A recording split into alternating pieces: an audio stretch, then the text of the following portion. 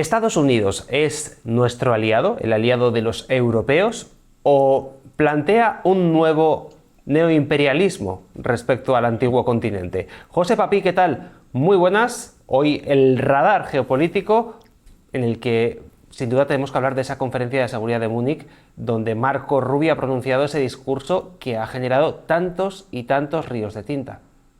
Así es, querido Xavi, queridos seguidores. La verdad es que el discurso del año pasado, la conferencia de seguridad de Múnich, el discurso del vicepresidente norteamericano J. D. Vance, no dejó a nadie indiferente y fue un discurso fundamentalmente civilizacional, ¿no? Llamándole la atención a los europeos y diciendo: tenéis que recuperar vuestra cultura, tenéis que ser lo que habéis sido siempre, para de esa forma poder continuar siendo aliados de los Estados Unidos de América. El discurso de este año del secretario de Estado norteamericano, Marco Rubio, es el discurso más comentado. Evidentemente es un discurso que, por supuesto, tiene esa cuestión cultural, civilizacional de fondo, pero lo que le está diciendo a los europeos es: somos vuestros aliados, lo hemos sido a lo largo del siglo XX, ¿qué os pasa que no queréis seguir trabajando con nosotros? ¿De acuerdo? Los análisis que estamos escuchando, pues todos hablan, muchos de ellos hablan de sencillamente un conflicto entre los neoconservadores norteamericanos y los neoliberales europeos que, en fin, conversan para ver quién se lleva el gato al agua, quién paga la factura, etcétera. Y lo que nos encontramos más bien en la izquierda, pues es una alusión a un neoimperialismo, a una fuerza bruta que quieren ejercer los Estados Unidos de América en el resto del mundo. Yo creo que el primer parteaguas que tenemos que analizar es cuál es el principal problema de la seguridad para los europeos y cuál es el principal problema de seguridad para los norteamericanos. Y ahí es donde aparece la primera diferencia y la primera complicación, porque es que los europeos piensan que el principal problema de seguridad para Europa es Rusia. Y sin embargo, los norteamericanos piensan que el principal problema para su seguridad es China. Entonces, esto es una diferencia total que a partir de ahí pues, se generan muchísimos malentendidos, como hemos podido ver en las declaraciones de muchos de los que han participado en esta conferencia. Por ejemplo, podemos empezar con el señor Macron. El señor Macron admite, como hemos comentado nosotros tantas veces, y parecía que estábamos diciendo algo completamente, en fin, heterodoxo e ilegal, incluso hace un tiempo, dice: Europa no es un poder geopolítico. Son palabras literales del presidente francés. Europa no es un poder geopolítico, dice: esto no ha estado en nuestro ADN después de muchísimo tiempo. Ese muchísimo tiempo, evidentemente, al que él se está refiriendo es tras la Segunda Guerra Mundial y en el momento en que los norteamericanos toman a su cargo el controlar y ocuparse, en definitiva, de la seguridad de Europa. Y Macron lo que pide es que Europa pues, cambie en este sentido. De fondo ha habido comentarios relativos a un escudo nuclear, es decir, si el problema para los europeos es Rusia, la solución de un escudo nuclear, ya que parece ser que es muy complicado que los soldados europeos se animen, ¿no?, a posicionarse en una posición de conflicto con los rusos. Siempre se ha hablado de, bueno, quieren aparecer cuando acabe el conflicto para patrullar una zona desmilitarizada como una zona de seguridad y demás. Todo esto se ha puesto en la mesa, pero un enfrentamiento contra los rusos, la verdad es que en Europa pues no hay ganas y yo diría y añadiría ni dinero. ¿De acuerdo? Pero este escudo nuclear sí que está en la boca de todos, no en la boca del presidente del gobierno español, Pedro Sánchez, que se ha desmarcado de todo esto, diciendo que es una barbaridad que se plantee, en fin, la utilización de un escudo nuclear por parte de los europeos. Sabemos que desde el punto de vista ideológico, pues bueno, el gobierno español actual pues está en contra de la energía nuclear y está también en contra, no puede ser de otra forma, del armamento nuclear en este sentido, algo que llama la atención, por ejemplo, en un país como Alemania, y lo hemos comentado en antiguas ediciones del programa, ¿no?, como un país que está en contra de la energía nuclear de uso civil, sí está a favor de la energía nuclear para uso militar, es el caso de Alemania, ¿no? Y si quieres, Xavi, para enmarcar todo esto y ver cuál es la dificultad, si quieres te cuento los resultados de una encuesta que se ha hecho en la primera semana, de hecho del 6 al 9 de febrero, en varios países europeos y también en los Estados Unidos de América, pues una encuesta donde le preguntan a los europeos, ¿vosotros creéis que, en fin, viene ya la Tercera Guerra Mundial? Pues el resultado tiene que ser muy interesante porque sin duda esta cuestión de la Tercera Guerra Mundial ha sido muy cacareada en los últimos años, incluso también en foros de disidencia, ¿no? Donde parecía que esa Tercera Guerra Mundial era inminente, primero con Rusia y después con el conflicto de Israel, ¿no? A raíz de estos dos conflictos, sobre todo, sí que se han generado contenidos en redes sociales a esta cuestión. ¿Ha calado este mensaje, José, o no ha calado? Bueno, el relato parece ser que ha calado porque si observamos la diferencia entre el año 2025 y el año 2026, se produce un aumento bastante notable del porcentaje de población que cree que hay una cercanía importante en el tiempo a una tercera guerra mundial. Por ejemplo, en Estados Unidos han pasado en el año 2025 de un 38% de la población creyendo que viene de verdad una tercera guerra mundial a un 46%. En el Reino Unido de un 30%, fijaros, a un 43%, 13 puntos más. En el caso de Francia, del 32 al 43, 11 puntos más. En el caso de Alemania, del 34% al 40%, 6 puntos más, ¿no? Fíjate que la encuesta que la ha realizado el medio político continúa preguntándole a los europeos y a los británicos y a los norteamericanos, dice, oye, ¿tú estás a favor de que haya un gasto en defensa mayor que el que teníamos anteriormente? Y de paliza, es decir, en prácticamente todos los países, menos en Estados Unidos, que ya consideran que ya gastan bastante, más del 50, el 60% de la población, es siempre por mayoría absoluta, de la población británica, de la población europea en general también, de la Unión Europea, quiero decir, está a favor de incrementar el gasto militar, ¿vale? O sea, ha calado el mensaje que viene una tercera guerra mundial, ha calado el mensaje de que hay que gastar más en lo militar, pero fíjate lo que ocurre cuando les preguntan ¿y esto cómo se paga? Y en el momento que se pregunta ¿y esto cómo se paga? Y les mencionan una serie de alternativas, de opciones, pues oye, subir los impuestos, incrementar la deuda pública y tal, resulta que el porcentaje de apoyo a toda la cuestión del gasto en defensa, y aparte los del medio político han sido tan malos, abro y cierro comillas, que han dejado una pregunta y a la otra, de repente el apoyo al gasto en defensa baja 10, 15, 20 puntos porcentuales, depende del país, pero es brutal. Es decir, se pasa del 50-60 al 35-40 de una manera inmediata. ¿Qué significa esto? Pues que la población está dispuesta a, en fin, emitir declaraciones bien pensantes, que parecen interesantes, que parecen comprometidas con el futuro, pero en el momento que les dicen que hay que sacrificarse para que estas declaraciones pasen a la realidad, se conviertan en acciones, en ese momento desaparece todo el mundo. Esta es una encuesta muy interesante porque hemos planteado desde hace tiempo ese criterio de que hay que elegir entre gasto social y estado del bienestar, pensiones, educación, sanidad y incremento de la cuestión militar, porque es que en Europa ahora mismo los números no dan para que las dos temáticas, digamos, sean financiadas de una manera fuerte, ¿no?, por parte de los países. Esto también ha tenido un reflejo, por ejemplo, en esos llamamientos, ¿no?, de tantos países a tener soldados profesionales. He tomado unas cifras que me han interesado mucho. Por ejemplo, en Lituania han intentado, pues, en fin, llenar unos batallones de gente. En un batallón tenían un objetivo de 414 personas, 414 nuevos soldados, han conseguido 197. En otro batallón, 640 soldados, han conseguido 181 de ellos. Es decir, ni siquiera la mitad, y en el segundo, vamos, lejos de una cuarta parte. Eso es. Básicamente, como puedes ver, el ciudadano europeo, en fin, hace la declaración, sabemos este sesgo, ¿no?, que hay siempre en las encuestas sociológicas, está de acuerdo con que hay un peligro, está de acuerdo con gastar más, pero en el momento que le dicen ¿y tú qué vas a hacer?, ¿no?, es decir, tú te vas a apuntar al ejército como soldado profesional, tú quieres poner más dinero, en ese momento te dicen que de eso nada. Es decir, esto también, evidentemente, si lo sabemos nosotros, lo sabe la élite europea y sabe que ese problema está en la mesa.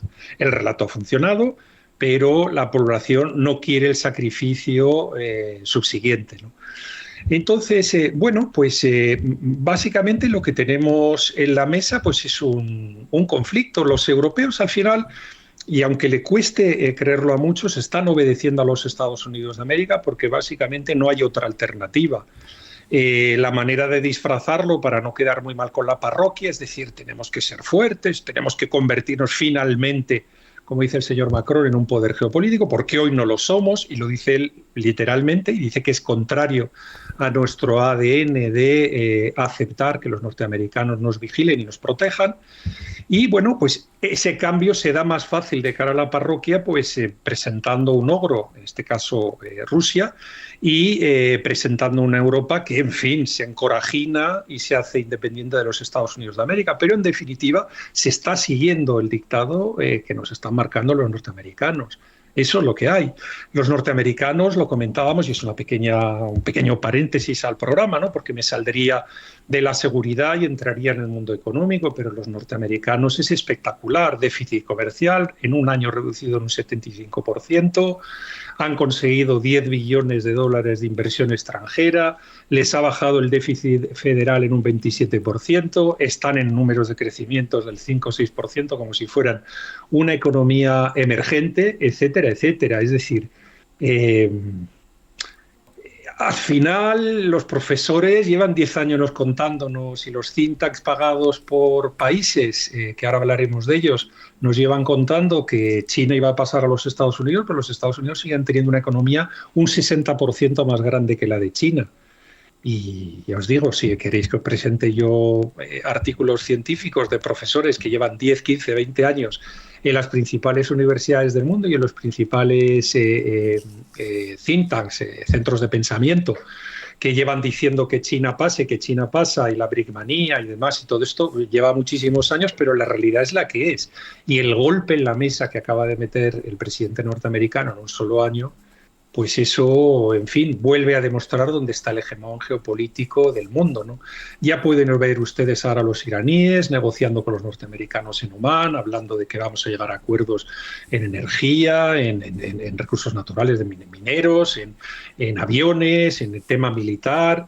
En fin, todo esto lo tenemos en la mesa, y bueno, ya pueden ver ustedes cómo, en definitiva, lo que llevamos anunciando desde hace mucho tiempo, y perdonen que seamos aburridos, ¿no? Y entendemos que hay un análisis de titulares, entendemos que hay un análisis que tiene visualizaciones y que es entretenido, pero hay unas placas tectónicas que siguen caminando lentamente en una dirección. Y ahora mismo la dirección es que los Estados Unidos han pegado un puñetazo en la mesa, los Estados Unidos le están dejando hacer a los rusos en muchos frentes, y los Estados Unidos le recuerdan a los europeos que si se quieren enfrentar a Rusia ese es su problema, pero que el problema geopolítico del mundo es el enfrentamiento con los chinos. A partir de ahí, pues miren, ya lo pueden llenar todos ustedes de etiquetas, que si neoliberales, neoconservadores, neoimperialismo o todo lo que ustedes quieran, pero al final lo que está pasando es lo que está pasando. Los europeos no tienen ganas de mojarse. Los norteamericanos quieren mojarse, pero menos, y le dicen a los europeos que ya es hora de que se empiecen a pagar la factura. Y a partir de aquí, a la opinión pública se le comunica un conflicto geopolítico A en Europa, mientras que en Estados Unidos se comunica un conflicto geopolítico B. Al final, el señor Rubio lo que nos cuenta en esa intervención es: aquí estamos, la verdad es que nos queda otra, ya la liasteis en el siglo XX, hablad con nosotros, llegad a un acuerdo con nosotros, y a partir de ahí caminemos juntos. Nosotros ya conocen, cuando hacemos un análisis de riesgo serio de qué es lo que puede aparecer o lo que no puede aparecer en el horizonte, Europa no tiene otra alternativa más que aliarse a los Estados Unidos de aquí a 5 años. A partir de ahí, si se toman hoy las decisiones inteligentes en materia militar, industrial, energética, poblacional, etcétera, pues podremos en un momento dado sacar músculo y convertirnos en la tercera zona geopolítica del mundo. Pero yo creo que las declaraciones del señor Macron son buenísimas. Esto se hubiera considerado un bulo o una desinformación hace 6 meses, hace 9 meses, hace un año, pero lo que tenemos en la mesa es de que el propio presidente Macron dice: Europa no es un poder geopolítico porque no está en el ADN de los europeos el ser un poder geopolítico. Al final, los bienintencionados, o a lo mejor bien pagados, ¿no? Que analizan con la perspectiva BRIC, ¿no? Ruso-China, etcétera, se olvidan que esa fuerza bruta, como dicen ellos, que exhiben los Estados Unidos de América, es la misma fuerza bruta que exhiben los rusos, que exhiben los chinos y que exhibe todo Quisque cuando le dejan. Es que al final geopolítica son conflictos de intereses entre diferentes naciones. Esto de que, como vamos, yo es que entro a veces en algunos canales que otrora para mí eran prestigiosos y lo único que escucho es qué malos son los norteamericanos y qué buenos son los rusos y los chinos. Pero vamos a ver, los rusos y los chinos barren para su casa lo mismo que barren los norteamericanos.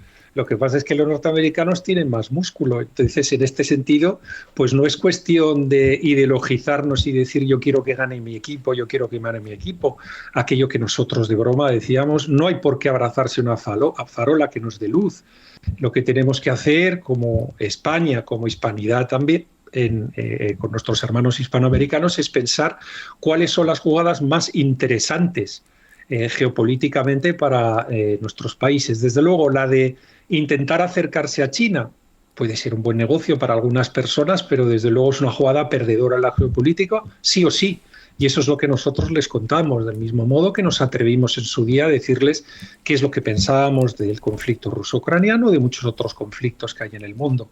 ¿Se acuerdan ustedes de todos los programas que había con Irán, Israel y la Tercera Guerra Mundial? Ahí tienen ustedes a Irán sentadito en Omán, negociando con los norteamericanos y al final teniendo que aceptar que la brecha tecnológica, que es el criterio que les hemos entregado siempre, es la que es y sigue ahí. Y eso no se puede corregir porque uno hable árabe o sepa hablar farsi o haya viajado mucho por la zona o tenga amigos allí. Si es que todo eso está muy bien, todo eso evidentemente añade conocimiento, pero es que al final hay unas fallas estructurales que ignorarlas en geopolítica, pues sí.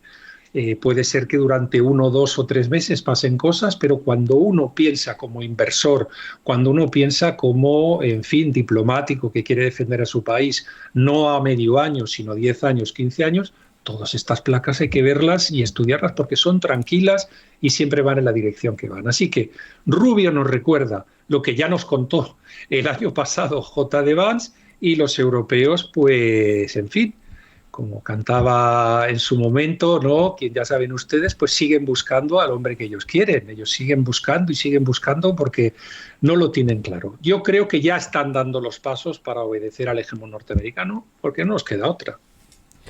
Bueno, pues veremos qué es lo que ocurre en los próximos meses. Seguiremos, evidentemente, el camino que realicen los europeos, los líderes europeos. En cualquier caso, llama la atención como hay algunos, y en este caso voy a referirme al nuestro, Pedro Sánchez, que últimamente se ha estado acercando a China mucho y por lo tanto, visto el tablero, José, pues extraña, ¿no? Extrañan esos movimientos y bueno, esos mensajes que hablan de España como la China europea, ¿no? En fin, lo seguiremos analizando porque sin duda se nos vienen movimientos muy interesantes que van a reconfigurar el mundo en los próximos años y bueno, hacia dónde marchemos o hacia dónde no marchemos dependerá de las decisiones que tomemos ahora.